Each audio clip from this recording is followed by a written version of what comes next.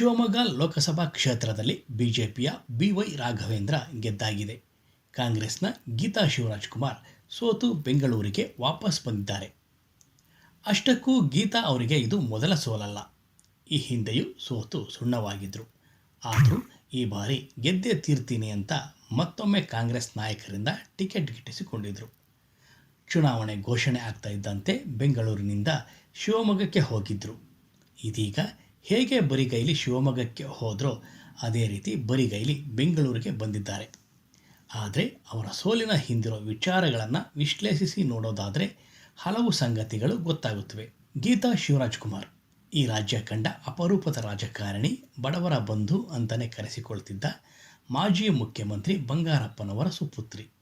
ಸಾಲದ್ದಕ್ಕೆ ವರನಟ doctor Rajkumar ಅವರ ಹಿರಿಯ ಸೊಸೆ, ಜೊತೆಗೆ ಹ್ಯಾಟ್ರಿಕ್ ಹೀರೋ ಶಿವರಾಜ್ಕುಮಾರ್ ಅವರ ಪತ್ನಿ. ಹೀಗಿದ್ದರೂ ಸೋಲೋದುಂಟೆ ಅಂತ ನೀವು ಕೇಳಬಹುದು. ಆದರೆ ತಂದೆ, ಮಾವ ಹಾಗೂ ಗಂಡನ ಹೆಸರು ಇಲ್ಲಿ ವರ್ಕೌಟ್ ಆಗಿಯೇ ಇಲ್ಲ. ಎರಡನೇ ಬಾರಿಗೂ ಶಿವಮೊಗ್ಗದ ಜನರು ಗೀತಾರನ್ನು ಮೂಲೆಗೆ ಸೇರಿಸಿದ್ದಾರೆ. ಹೌದು, ಈ ಮೂಲಕ ತಮಗೆ ಸೀಸನಲ್ ರಾಜಕಾರಣಿ ಬೇಕಿಲ್ಲ ಅನ್ನೋ ಸ್ಪಷ್ಟವಾದ ಸಂದೇಶವನ್ನು ಕ್ಷೇತ್ರದ ಜನರು ಗೀತಾ ಅವರಿಗೆ ರವಾನಿಸಿದ್ದಾರೆ. ಹಾಗಿದ್ರೆ ಗೀತಾ ಶಿವರಾಜ್ಕುಮಾರ್ ಸೀಸನಲ್ ರಾಜಕಾರಣಿಯೇ? ನಿಜ ಹೇಳಬೇಕು ಅಂದರೆ ಈ ಮಾತನ್ನು ಅವರ ಸಹೋದರ ಕುಮಾರ್ ಬಂಗಾರಪ್ಪ ಆವತ್ತೇ ಹೇಳಿದರು. ಗೀತಾ ಕೇವಲ ಲೋಕಸಭಾ ಚುನಾವಣೆ ಬಂದಾಗ ಮಾತ್ರ ಶಿವಮೊಗ್ಗಕ್ಕೆ ಬರ್ತಾರೆ, ಮತ್ತೆ ಮುಗಿದ ಕೂಡಲೇ ಬೆಂಗಳೂರು ಸೇರಿಕೊಳ್ತಾರೆ. ಅವರಿಗೆ ತಮ್ಮ ಓಟನ್ನು ಶಿವಮೊಗ್ಗಕ್ಕೆ ಟ್ರಾನ್ಸ್ಫರ್ ಮಾಡಿಸ್ಕೊಳ್ಬೇಕು ಅನ್ನೋ ಪರಿಕಲ್ಪನೆ ಕೂಡ ಇಲ್ಲ. ಇಂಥವರನ್ನು ಶಿವಮೊಗ್ಗದ ಜನರು ನಂಬ್ತಾರಾ ಅಂತ ಕೇಳಿದರು.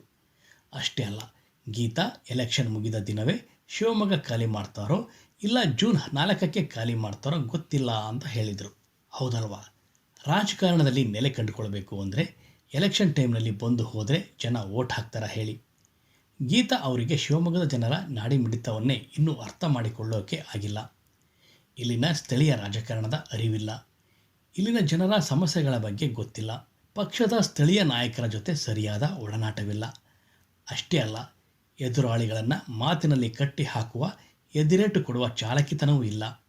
ಸಾಲದು ಅಂತ ಚುನಾವಣೆ ವೇಳೆ ರಾಜೀವ್ ಗಾಂಧಿ ಜಾರಿಗೆ ತಂದ ಮಹಿಳಾ ಮೀಸಲಾತಿಯಿಂದ ಇಂದಿರಾ ಗಾಂಧಿ ಪ್ರಧಾನಿಯಾಗಿದ್ದರು ಅಂತ ಹೇಳಿ ಅಪಹಾಸ್ಯಕ್ಕೀಡಾಗಿದ್ದರು.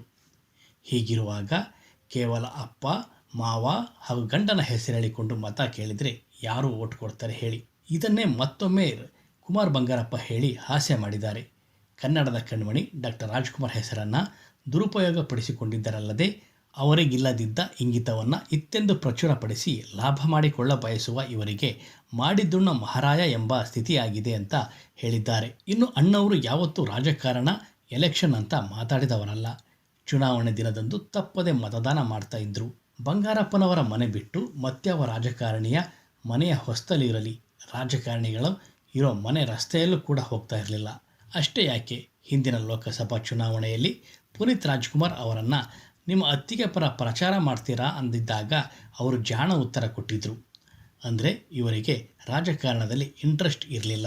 ಆದರೆ ಶಿವರಾಜ್ಕುಮಾರ್ ಮಾತ್ರ ತಮ್ಮ ಪತ್ನಿಗೆ ರಾಜಕಾರಣದಲ್ಲಿ ಒಂದು ನೆಲೆ ಮಾಡಿಕೊಡ್ಬೇಕು ಅಂತ ಕಳೆದ 10 ವರ್ಷದಿಂದ ಒದ್ದಾಡ್ತಾ ಇದ್ದಾರೆ. ಗೀತಾರಿಗೆ ಸೀಟ್ ಕೊಡಿಸಲು ಸಿದ್ದರಾಮಯ್ಯನವರ ಮನೆಯನ್ನು ಅನೇಕ ಬಾರಿ ಹತ್ತಿ ಇಳಿದಿದ್ದಾರೆ. ನನ್ನ ಅಭಿಮಾನಿಗಳು ನನ್ನ ಕೈ ಬಿಡಲ್ಲ ಅನ್ನೋ ಭ್ರಮೆಯಲ್ಲಿ ಸಿನಿಮಾ ಶೂಟಿಂಗ್ ಬಿಟ್ಟು ಶಿವಮೊಗ್ಗದಲ್ಲಿ ಅಲೆದಾಡಿದ್ದಾರೆ. ಆದರೆ ಗೀತಾರನ್ನು ಮಾತ್ರ ಗೆಲ್ಲಿಸಿಕೊಳ್ಳೋಕೆ ಆಗಲಿಲ್ಲ. ಹೇಳಬೇಕು ಅಂದರೆ ಶಿವಮೊಗ್ಗದಲ್ಲಿ ಕಾಂಗ್ರೆಸ್ ಸೂಕ್ತ ಅಭ್ಯರ್ಥಿಯನ್ನು ಹುಡುಕ್ತಾ ಇತ್ತು. ಆದರೆ ಶಿವರಾಜ್ಕುಮಾರ್ ಅವರ ಅಪಾರವಾದ ಮನವಿ, ಗೀತಾರ ಮತ್ತೊಬ್ಬ ಸಹೋದರ ಮಧು ಬಂಗಾರಪ್ಪ ಒತ್ತಡದಿಂದ ಪಕ್ಷ ಈ ಬಾರಿ ನೋಡೋಣ ಅಂತ ಗೀತಾರಿಗೆ ಟಿಕೆಟ್ ಕೊಡ್ತು. ಆದರೆ ಇದು ಪ್ಲಸ್ ಪಾಯಿಂಟ್ ಆಗಿದ್ದು ಮಾತ್ರ ಎದುರಾಳಿ ರಾಘವೇಂದ್ರರಿಗೆ.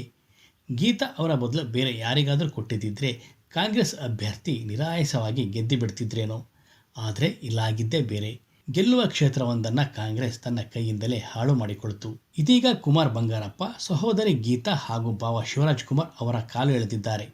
ಹೆದರಿಸುವ, ಬೆದರಿಸುವ, ಹುಷಾರ್ ಅನ್ನುವ ಮಾತುಗಳೇನಿದ್ರೂ ಗಂಟಲೊಳಗೆ, 4 ಗೋಡೆಯೊಳಗೆ ತಮ್ಮ ಪಟಾಲ ಮುಂದೆ ಮಾತ್ರ ಇರಬೇಕು.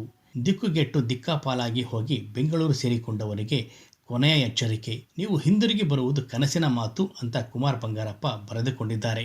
ಏನು ನಡೆಯಬೇಕಿತ್ತೋ ಅದು ಶಿವಮೊಗ್ಗದಲ್ಲಿ ನಡೆದು ಹೋಗಿದೆ. ಇಷ್ಟಾದ ಮೇಲೂ ಗೀತಾ ಅವರು ಚುನಾವಣೆಯಲ್ಲಿ ಮತ್ತೆ ನಿಲ್ತೀನಿ ಅಂದರೆ ಅದಕ್ಕಾಗಿ ತಯಾರಿ ಮಾಡಿಕೊಳ್ಬೇಕು. ಕ್ಷೇತ್ರದ ಜನರ ಜೊತೆ ಒಡನಾಟ ಇಟ್ಕೊಳ್ಬೇಕು. ಕುಮಾರ್ ಬಂಗಾರಪ್ಪ ಹೇಳಿದಂತೆ ಸೀಸನಲ್ ರಾಜಕಾರಣಿಯಾದರೆ ಕಷ್ಟ ಕಷ್ಟ